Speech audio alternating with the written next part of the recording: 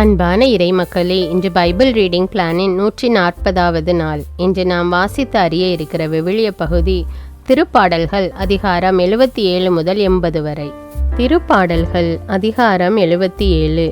துன்ப நாளில் ஆறுதல். கடவுளை நோக்கி உரத்த குரலில் மன்றாடுகின்றேன். கடவுள் எனக்கு செவிசாய்த்தருள வேண்டுமென்று அவரை நோக்கி மன்றாடுகின்றேன். என் துன்ப நாளில் என் தலைவரை நாடினேன். இரவில் அயராது கைகூப்பினேன். ஆனாலும் என் ஆன்மா ஆறுதல் அடையவில்லை. கடவுளை நினைத்தேன், பெருமூச்சு விட்டேன். அவரை பற்றி சிந்தித்தேன். என் மனம் சோர்வுற்றது. என் கண்ணிமைகள் மூடாதபடி செய்துவிட்டீர். நான் கலக்கமுற்றிருக்கிறேன். என்னால் பேச இயலவில்லை.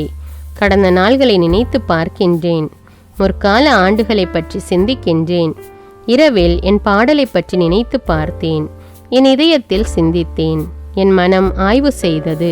என் தலைவர் என்றென்றும் கைவிட்டு விடுவாரோ? இனி ஒருபோதும் ஆதரவளிக்க மாட்டாரோ? அவரது பேரன்பு முற்றிலும் மறைந்து விடுமோ? அவரது வாக்குறுதி தலைமுறை தோறும் அற்றுப்போய்விடுமோ? கடவுள் இரக்கங்காட்ட மறந்துவிட்டாரோ? அல்லது சினங்கொண்டு தமது இரக்கத்தை நிறுத்திவிட்டாரோ? அப்பொழுது நான் உன்னதரின் வழக்கை மாறுபட்டு செயலாற்றுவது என்னை வருத்துகின்றது என்றேன். ஆண்டவரே, செயல்களை என் நினைவுக்கு கொண்டு வருவேன். முற்காலத்தில் நீர் செய்த வியத்தகு செயல்களை நினைத்து பார்ப்பேன். செயல்கள் அனைத்தையும் பற்றி தியானிப்பேன். வலிமை மிகு செயல்களை பற்றி சிந்திப்பேன். கடவுளே, உமது வழி தூய்மையானது. மாபெரும் நம் கடவுளுக்கு நிகரான இறைவன் யார்? அரியன செய்யும் இறைவன் நீர் ஒருவரே. மக்களினங்களிடையே உமது ஆற்றலை விளங்க செய்தவரும் நீரே. யாக்கோபு யோசேப்பு என்போரின் புதல்வரான மக்களை நீர் உமது புயத்தால் மீட்டு கொண்டீர். கடவுளே, வெள்ளம் உம்மை பார்த்தது. வெள்ளம் உம்மை பார்த்து நடுக்கமுற்றது. கடல்களும் கலக்கமுற்றன. கார்முகில்கள் மழை பொழிந்தன. மேகங்கள் இடி முழங்கின. அம்புகள் எத்திக்கும் பறந்தன. உமது இடி முழக்கம் கடும் புயலில் ஒலித்தது. மின்னல்கள் பூவுலகில் ஒளி பாய்ச்சின. மண்ணுலகம் நடுங்கி அதிர்ந்தது. கடலுக்குள் உமக்கு வழி அமைத்தீர். வெள்ளத்திரளிடையே உமக்கு பாதை ஏற்படுத்தினீர். ஆயினும் அடிச்சுவடுகள் எவருக்கும் புலப்படவில்லை. மோசே, ஆரோன் ஆகியோரை கொண்டு மக்களை மந்தையென அழைத்து சென்றீர். திருப்பாடல்கள் அதிகாரம் 78. கடவுளும் அவர் தம் மக்களும். என் மக்களே, என் அறிவுரைக்கு செவி சாயுங்கள். என் வாய்மொழிகளுக்கு செவி கொடுங்கள். நீதிமொழிகள் மூலம் நான் பேசுவேன். முற்காலத்து மறை செய்திகளை எடுத்துரைப்பேன். நாங்கள் கேட்டவை, நாங்கள் அறிந்தவை, மூதாதையர் எமக்கு விரித்துரைத்தவை, இவற்றை உரைப்போம். அவர்களின் பிள்ளைகளுக்கு நாங்கள் அவற்றை மறைக்க மாட்டோம். வரவிருக்கும் தலைமுறைக்கு ஆண்டவரின் புகழ்மிகு வலிமைமிகு செயல்களையும் அவர் ஆற்றிய வியத்தகு செயல்களையும் எடுத்துரைப்போம்.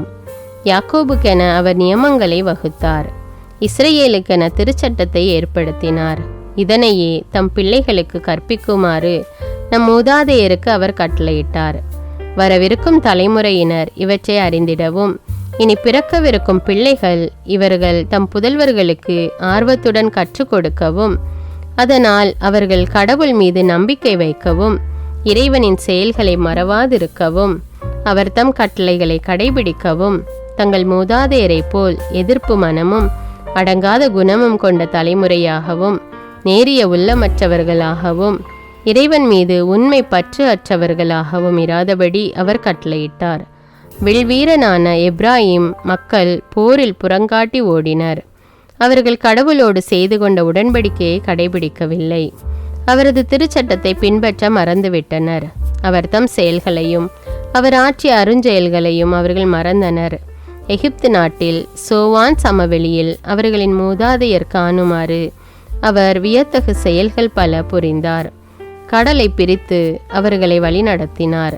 தண்ணீரை அணைக்கட்டு போல நிற்கும்படி செய்தார். பகலில் மேகத்தினாலும் இரவு முழுவதும் நெருப்பின் ஒளியாலும் அவர்களை வழிநடத்தினார். பாலை நிலத்தில் பாறைகளை பிளந்தார். ஆழத்தினின்று பொங்கி வருவது போன்ற நீரை அவர்கள் நிறைவாக பருக செய்தார். பாறையினின்று நீரோடைகள் வெளிப்பட செய்தார். ஆறுகளென நீரை அவர் பாய்ந்தோட செய்தார். ஆயினும் அவர்கள் அவருக்கு எதிராக தொடர்ந்து பாவம் செய்தனர். வறண்ட நிலத்தில் உன்னதருக்கு எதிராய் எழுந்தனர். தம் விருப்பம் போல் உணவு கேட்டு வேண்டுமென்றே இறைவனை சோதித்தனர். அவர்கள் கடவுளுக்கு எதிராக இவ்வாறு பேசினார்கள்: பாலைநிலத்தில் விருந்தளிக்க இறைவனால் இயலுமா? உண்மைதான், அவர் பாறையை அதிர தட்டினார், நீர் பாய்ந்து வந்தது, ஆறுகள் கரை புரண்டு ஓடின. ஆயினும் அப்பமளிக்க இயலுமா அவரால்? தம் மக்களுக்கு இறைச்சி தர முடியுமா? எனவே இதை கேட்ட ஆண்டவர் சினங்கொண்டார். நெருப்பு யாக்கோபுக்கு எதிராய் கிளர்ந்தெழுந்தது. இஸ்ரேல் மீது அவரது சினம் பொங்கி எழுந்தது. ஏனெனில் அவர்கள் கடவுள் மீது பற்றுறுதி கொள்ளவில்லை, அவர் காப்பார் என்று நம்பவில்லை. ஆயினும் மேலேயுள்ள வானங்களுக்கு அவர் கட்டளையிட்டார், விண்ணகத்தின் கதவுகளை திறந்துவிட்டார். அவர்கள் உண்பதற்காக மன்னாவை மழையென பொழிய செய்தார். அவர்களுக்கு வானத்து உணவை வழங்கினார். வானதூதரின் உணவை மானிடர் உண்டனர். அவர்களுக்கு வேண்டிய மட்டும் உணவுப் பொருளை அவர் அனுப்பினார். அவர் விண்ணுலகினின்று கீழ்காற்றை இறங்கி வர செய்தார். தம் ஆற்றலினால் தென்காற்றை அழைத்து வந்தார். அவர் இறைச்சியை துகள் துகளென அவர்கள் மீது பொழிந்தார். இறகு திகழ் பறவைகளை கடற்கரை மணலென வரவழைத்தார். அவற்றை அவர் தம் பாளையத்தின் நடுவிலும் கூடாரத்தை சுற்றிலும் விழ செய்தார். அவர்கள் உண்டனர், முற்றிலுமாய் நிறைவடைந்தனர். அவர்கள் விரும்பியவற்றையே அவர் அவர்களுக்கு அளித்தார். அவர்களது பெருந்தீனி வேட்கை தனியும் முன்பே, அவர்கள் வாயிலில் உணவு இருக்கும் பொழுதே கடவுளின் சினம் அவர்களுக்கு எதிராக மூண்டெழுந்தது. அவர்களுள் வலியோரை அவர் கொன்றார், இஸ்ரேலின் இளைஞரை வீழ்த்தினார். இவையெல்லாம் நிகழ்ந்த பின்னும் அவர்கள் தொடர்ந்து பாவம் செய்தார்கள். அவர் தம் வியத்தகு செயல்களில் நம்பிக்கை கொள்ளவில்லை. ஆகையால் அவர்களது வாழ்நாளை மூச்சென மறைய செய்தார். அவர்களது ஆயுளை திடீர் திகிலால் முடிவுற செய்தார். அவர்களை அவர் கொன்றபோது அவரை தேடினர். மனம் மாறி இறைவனை கருத்தாய் நாடினர். கடவுள் தங்கள் கற்பாரை என்பதையும் உன்னதரான இறைவன் தங்கள் மீட்பர் என்பதையும் அவர்கள் நினைவில் கொண்டனர். ஆயினும் அவர்கள் உதட்டளவிலேயே அவரை புகழ்ந்தார்கள். தங்கள் நாவினால் அவரிடம் பொய் சொன்னார்கள். அவர்கள் இதயம் அவரை பற்றி கொள்வதில் உறுதியாயில்லை. அவரது உடன்படிக்கையில் அவர்கள் நிலைத்து நிற்கவில்லை. அவரோ இரக்கம் கொண்டவராய் அவர்கள் குற்றத்தை மன்னித்தார். அவர்களை அழித்து விடவில்லை. பலமுறை தம் கோபத்தை அடக்கி கொண்டார். தம் சினத்தையெல்லாம் அவர்களுக்கு எதிராய் மூட்டவில்லை. அவர்கள் வெறும் சதையே என்பதையும் திரும்பி வராத காற்று என்பதையும் அவர் நினைவு கூர்ந்தார். பாலை நிலத்தில் அவர்கள் எத்தனையோ முறை அவருக்கு எதிராய் கிளர்ந்தெழுந்தனர். வறண்ட நிலத்தில் அவர் மனத்தை வருத்தினர். இறைவனை அவர்கள் மீண்டும் மீண்டும் சோதித்தனர். இஸ்ரேலின் தூயவருக்கு எரிச்சலூட்டினர். அவரது கைவன்மையை மறந்தனர். எதிரியிடமிருந்து அவர் அவர்களை விடுவித்த நாளையும் மறந்தனர். அந்நாளில் எகிப்தில் அவர் அருஞ்செயல்கள் செய்தார்.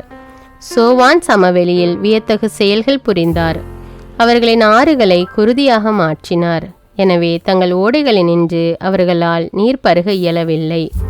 அவர்களை விழுங்குமாறு அவர்கள் மீது ஈக்களையும் அவர்களது நாட்டை அழிக்குமாறு தவளைகளையும் அவர் அனுப்பினார்.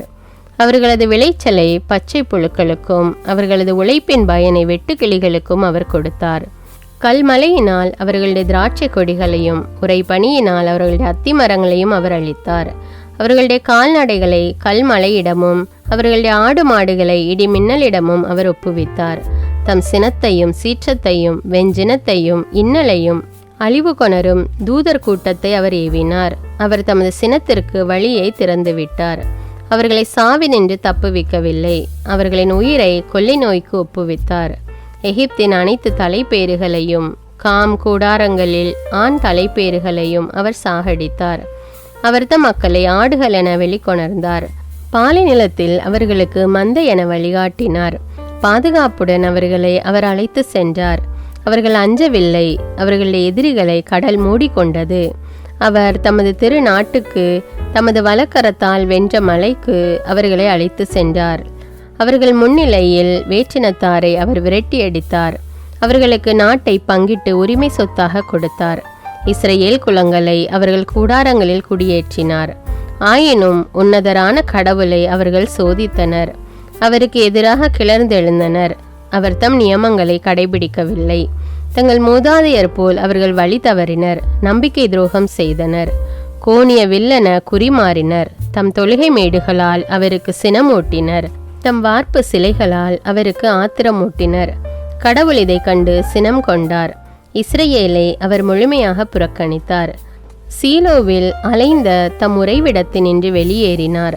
மானிடர் நடுவில் தாம் வாழ்ந்த கூடாரத்தினின்று அகன்றார். தம் வலிமையை அடிமைத்தனத்திற்கு கையளித்தார். தம் ஆட்சியை எதிரியிடம் ஒப்புவித்தார். தம் மக்களை வாளுக்கு கையளித்தார். தம் உரிமை சொத்தின் மீது கடுஞ்சினம் கொண்டார். அவர்களுடைய இளைஞரை நெருப்பு விழுங்கியது.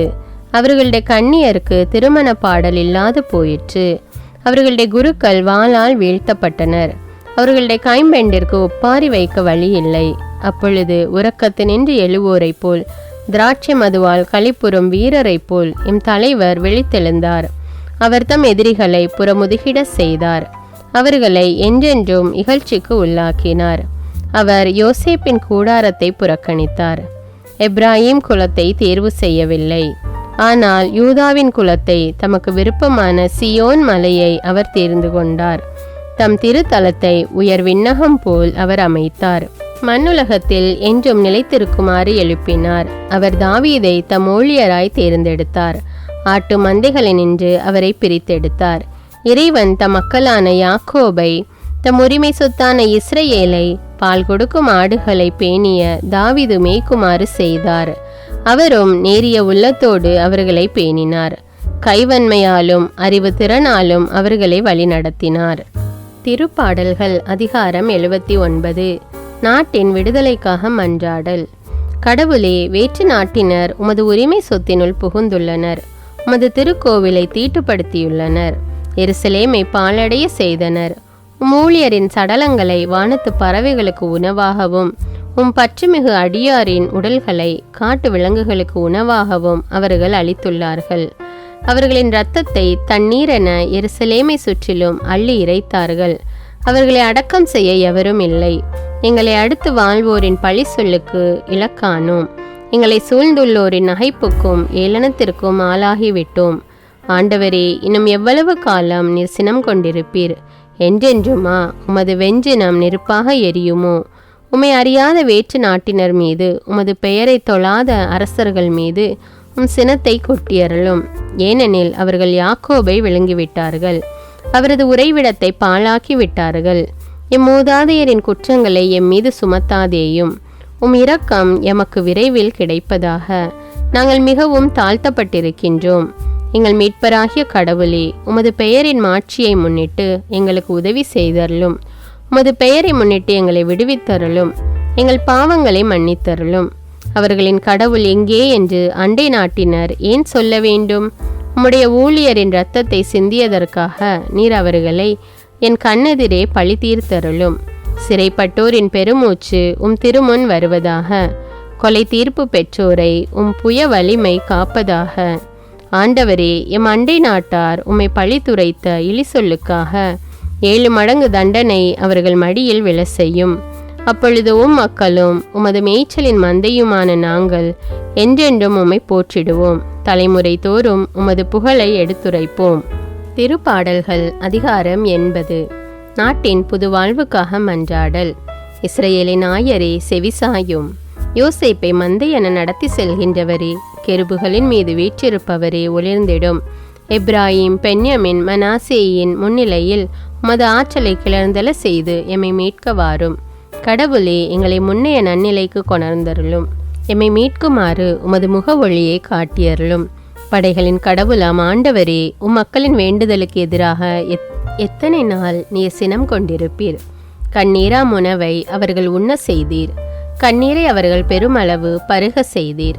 எங்கள் அண்டை நாட்டாருக்கு எங்களை சர்ச்சை பொருளாக்கினீர்.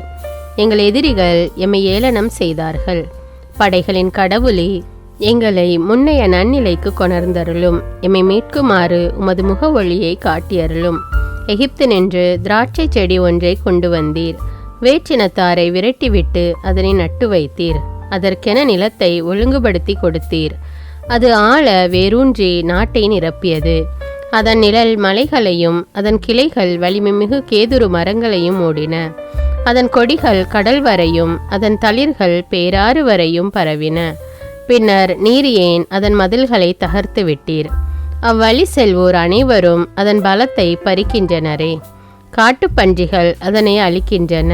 வயல்வெளி உயிரினங்கள் அதனை மேய்கின்றன. படைகளின் கடவுளே, மீண்டும் வாரும், விண்ணுலகினின்று கண்ணோக்கி பாரும், இந்த திராட்சை கொடி மீது பரிவு காட்டும்.